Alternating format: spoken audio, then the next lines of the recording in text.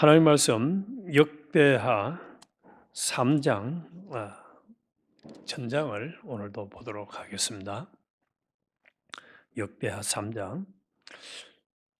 솔로몬이 예루살렘 모리아 산에 여호와의 전 건축하기를 시작하니 그곳은 전에 여호와께서 그의 아버지 다윗에게 나타나신 곳이요 여부서 사람 오르난의 타작 마당에 다윗이 정한 곳이라.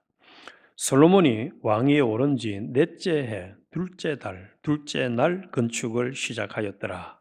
솔로몬이 하나님의 전을 위하여 놓은 지대는 이러하니 옛날에 쓰던 자로 길이가 60규빗이요 너비가 20규빗이며 그 성전 앞에 있는 낭실의 길이가 성전의 너비와 같이 20규빗이요 높이가 120규빗이니 안에는 순금으로 입혔으며 그 대전 천장은 잣나무로 만들고 또 순금으로 입히고 그 위에 종려나무와 사슬 형상을 새겼고 또 보석으로 성전을 꾸며 화려하게 하였으니 그 금은 바르와임 금이며 또 금으로 성전과 그 들보와 문지방과 벽과 문짝에 입히고 벽에 그룹들을 아로 새겼더라.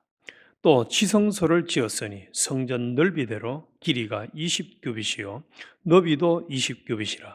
순금 600달란트로 입혔으니 못 무게가 금 50세겔이요 다락들도 금으로 입혔더라.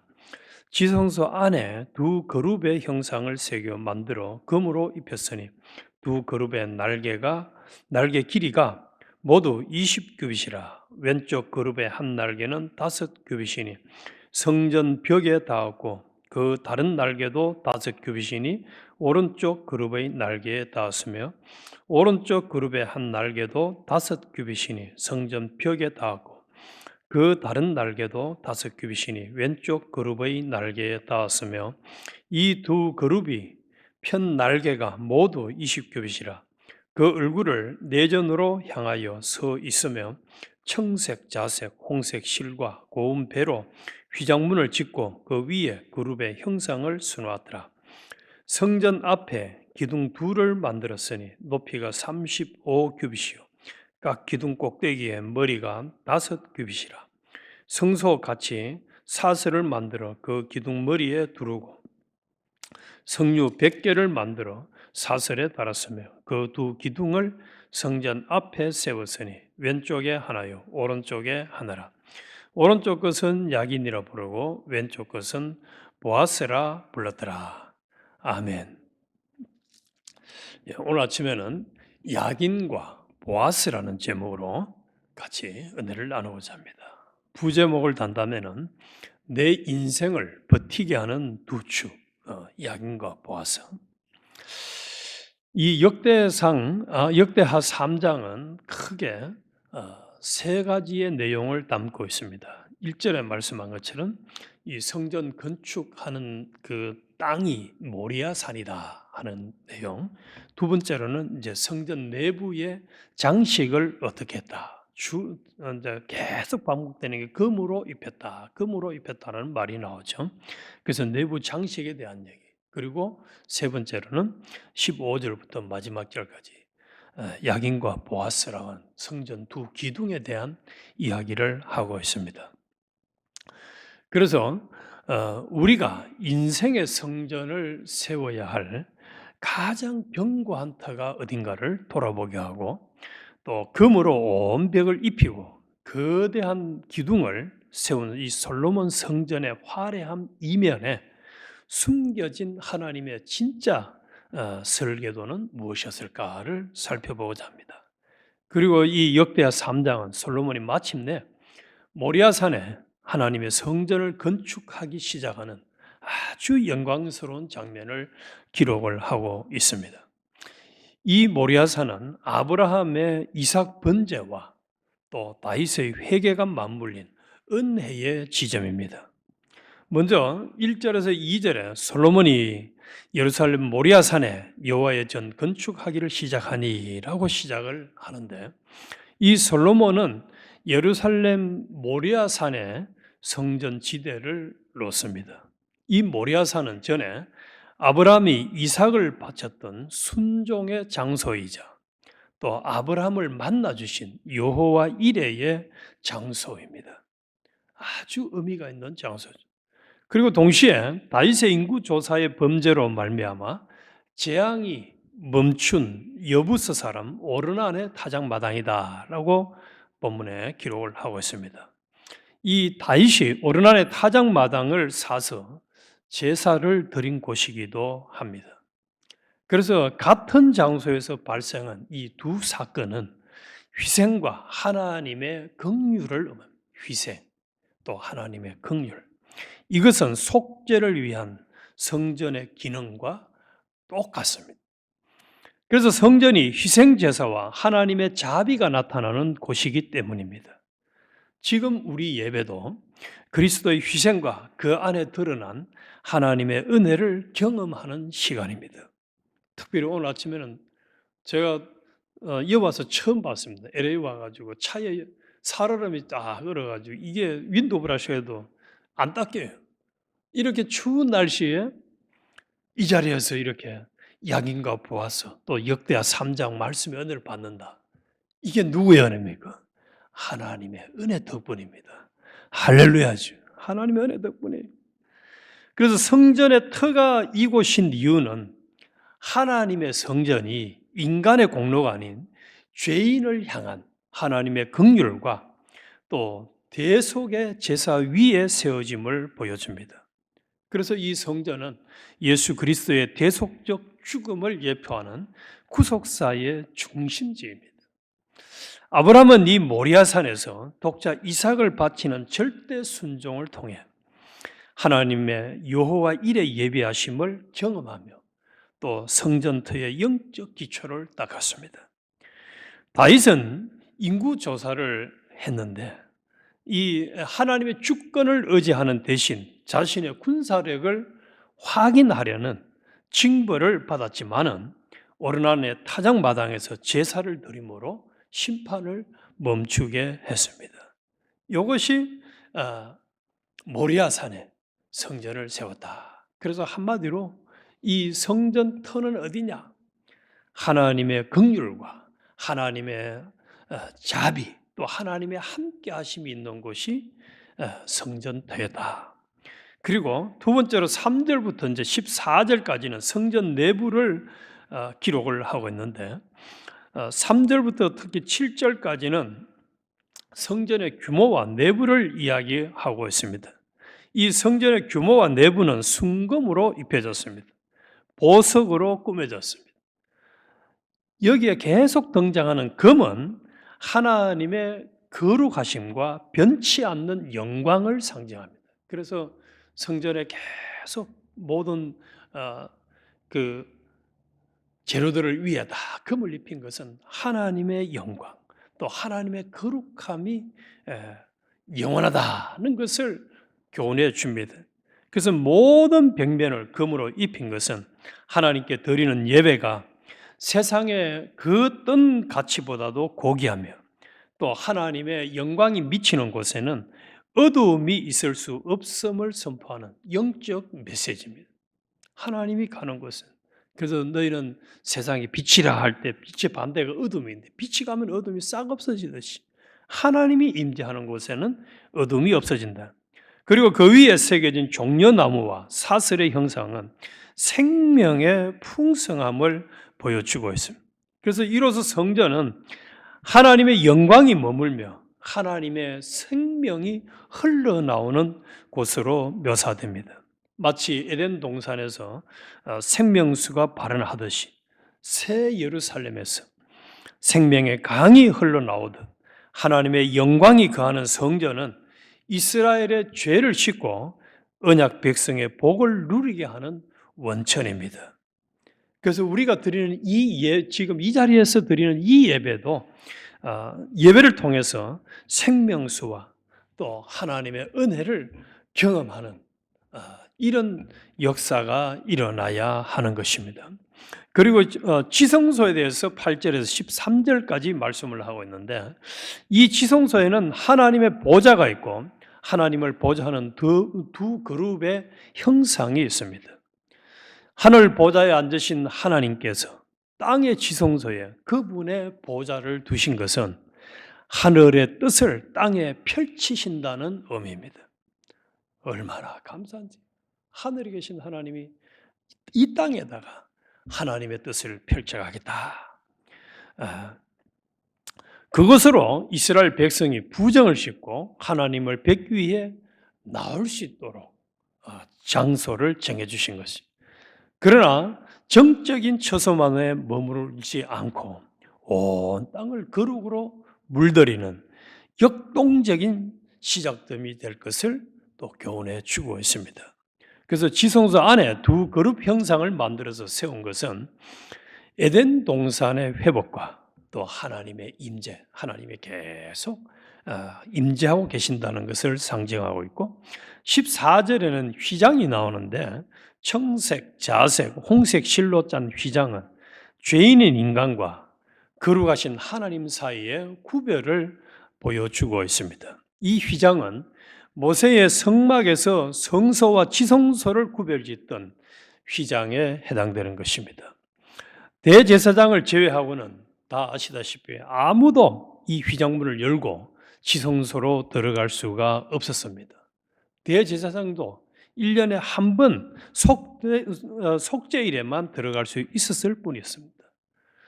이 휘장은 바로 하나님과 세속에 물든 인간들과의 거리감을 시사할 뿐 아니라 구약시대 제사제도의 잠정적 또 예표적 성격을 암시해 줍니다. 이는 장차 지켜질 휘장이신 예수 그리스도의 머리 대신 그리스도를 예표하고 있다는 것입니다. 그래서 이 휘장은 예수 그리스도께서 십자가에 죽으실 때에 둘로 쫙 갈라서 하나님과 인간 사이에 화해의 길을 열어놓음으로써 이제는 일반 우리 그리스도인들조차 담대히 지성소 앞까지 나아갈 수 있게 되었다는 사실입니다. 그래서 오늘도 우리는 이 하나님을 만나는 일을 지금까지 해왔고 앞으로도 할 수 있는 것이 예수님이 자신의 몸으로 휘장을 찢으셔서 열어주신 은혜 덕분입니다. 얼마나 감사한. 저는 한 번씩 생각을 해보면 좀 세상에 똑똑한 사람도 만나려고 하면 막 두려워요. 만나기 겁이 나요. 뭐 만나주지도 안 합니다. 하다못해 세상에 재벌이나 이런 사람들도 만나려고 하면 만날 수가 없어요. 그런데 하나님을 만날 수 있는 길을 예수 그리스도를 통해서 열어주셨다는 것이 얼마나 감사한지 말이에요. 그래서 이제 이런 기본 틀을 내용들을 쫙 우리에게 보여주면서 마지막 결론을 뭐라고 짓느냐 15절부터 마지막까지 이 성전 앞에 두 기둥을 세워놨다라고 말씀을 해주고 있습니다. 그래서 성전 앞에는 야긴, 이것은 그가 세우신다라는 의미를 가지고 있고 보아스, 그에게는 힘과 능력이 있다라는 이 두 기둥이 서가 있습니다. 그래서 이 기둥들은 지붕을 떠받치는 용도가 아니라 독립적으로 세워진 기념비적인 기둥이었습니다. 그냥 덩그랗게 기둥 두 개가 있는 거예요. 즉 이 기둥들은 건축적인 기능을 넘어선 강력한 메시지를 담고 있습니다. 이것은 하나님의 성전과 나라를 세우시며 그럴 능력이 하나님께 있다는 것을 상징합니다. 내 힘으로 성전을 짓는 것이 아니라 모리아산의 은혜로 하나님이 세우시고 야긴 또 그분의 능력으로 보아서 우리를 붙드신다는 것입니다. 그래서 이 야긴과 보아스는 크게 세 가지 교훈을 주는데 첫 번째가 신앙의 입구에서 선포되는 주권의 고백입니다. 모든 예배자는 성전 안으로 들어가기 위해서 반드시 이 기둥 사이를 통과해야 합니다. 야긴 그가 세우시리라. 성전과 다윗 왕조를 세우시는 분은 솔로몬의 지혜나 군사력이 아니라 오직 여호와 하나님이심을 선포하는 것입니다.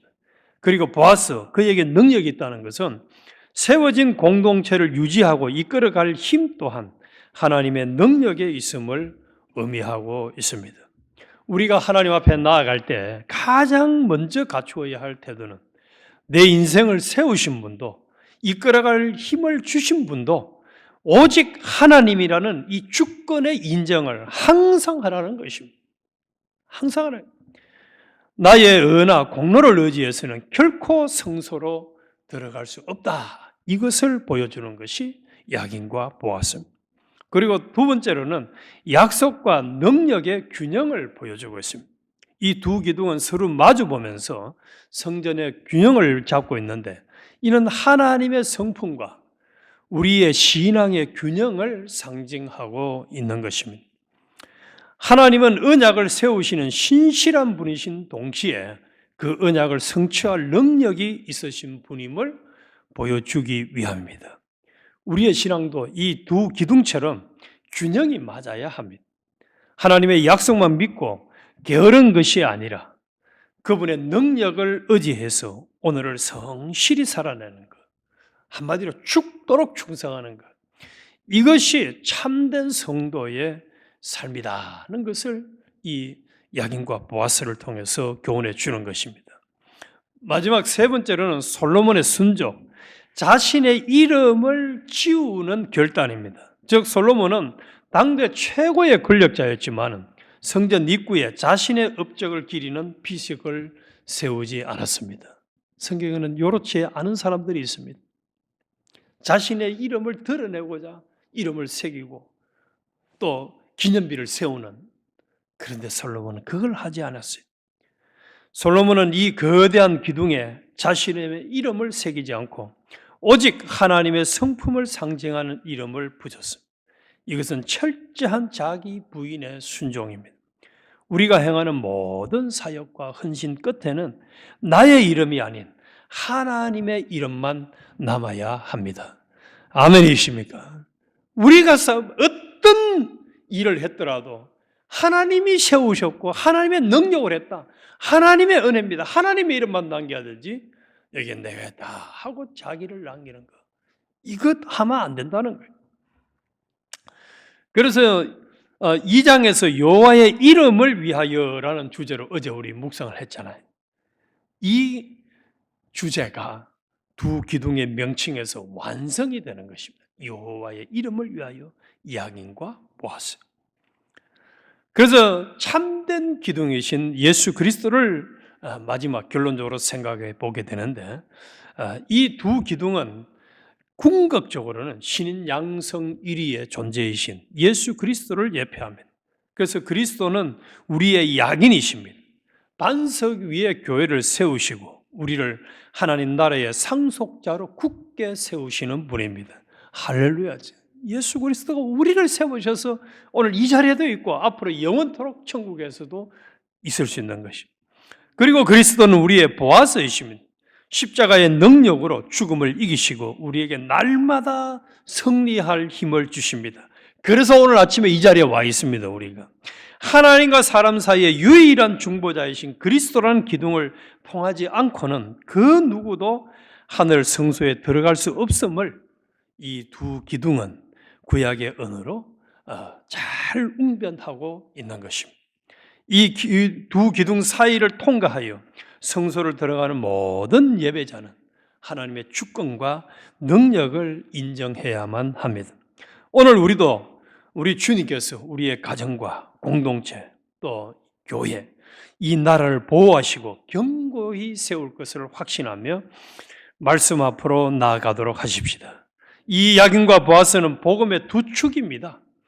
하나님이 우리를 세우셨기에 은혜로 또 우리는 그분의 능력, 성령의 힘으로 살아갈 수가 있는 것입니다. 성전 문 앞에 이 두 기둥을 보라는 것이죠. 그래서 성도가 낙심할 때에 야긴을 기억하고 또 무력할 때 보아스를 의지한다면 결코 시험에 들거나 쓰러지는 일은 없을 것입니다. 그래서 지금까지 살펴본 대로 이 솔로몬의 성전은 단순히 화려한 건축물이 아니었습니다. 이것은 하나님의 긍휼이 어디서 시작되며 또 인간의 삶이 누구에 의해 유지되는가를 보여주는 거대한 신앙의 고백이었습니다. 오늘 말씀을 통해서 우리가 세 가지를 기억하면서 기도하면 좋겠습니다. 첫째, 내 인생의 틀을 다시 점검합시다. 우리의 성전은 나의 열심이나 공로 위에 세워지지 않았습니다. 아브라함의 순종과 다윗의 회개가 만난 모리아산, 즉 죄인을 위해 미리 준비하신 하나님의 대속적 은혜, 여호와 이레 위에 세워졌다는 사실입니다. 오늘 하루 내 공로를 의지하는 교만을 버리고 오직 그리스도의 십자가라는 터 위에 서서 우리가 살아가도록 하십시다. 두 번째로는 야긴과 보아스 사이를 통과합시다. 성전에 들어가는 모든 사람이 두 기둥을 보았듯이 우리의 일상에서도 하나님의 주권과 능력 사이를 통과해야 합니다. 하나님이 세우신다는 야긴, 약속을 신뢰하고 또 낙심을 이겨내며 하나님께 능력이 있다, 보아스라는 사실을 믿으며 우리 자신의 무력함을 돌파하도록 하십시오. 내 힘으로 세우려던 욕심을 내려놓고 하나님의 주권을 인정할 때 우리 인생이라는 성전은 비로소 견고해집니다. 셋째, 오직 예수 그리스도의 이름만 남기도록 합시다. 솔로몬이 기둥에 자신의 이름을 새기지 않았던 것처럼 우리의 헌신과 사역 끝에는 오직 하나님의 영광만 남아야 합니다. 우리의 참 기둥이신 예수 그리스도만이 우리 가정과 공동체를 붙드시는 유일한 힘임을 우리의 삶을 통해서 선포하도록 하십시다.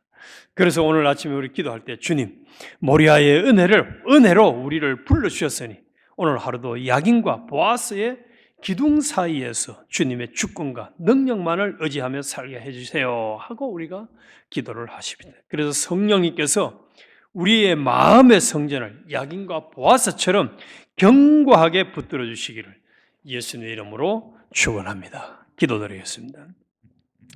거룩하신 하나님, 내 인생의 집을 모래 위에 세우지 않고 대속의 은혜가 흐르는 모리아산 위에 세우게 하여 주옵소서. 내 지혜와 내 힘으로 내 삶을 지탱하려 했던 교만을 회개합니다. 오직 주님이 세우시는 야긴의 은혜와 주님의 능력인 보아스만을 의지하게 하옵소서. 우리 예언교회가 주의 은혜로 거룩해지고 주의 능력으로 온전히 서게 하여 주시옵소서. 내 마음과 몸이 순금처럼 정결한 주의 성전이 되어 날마다 주의 영광만을 드러내게 하여 주시옵소서. 예수님의 이름으로 기도드립니다. 아멘.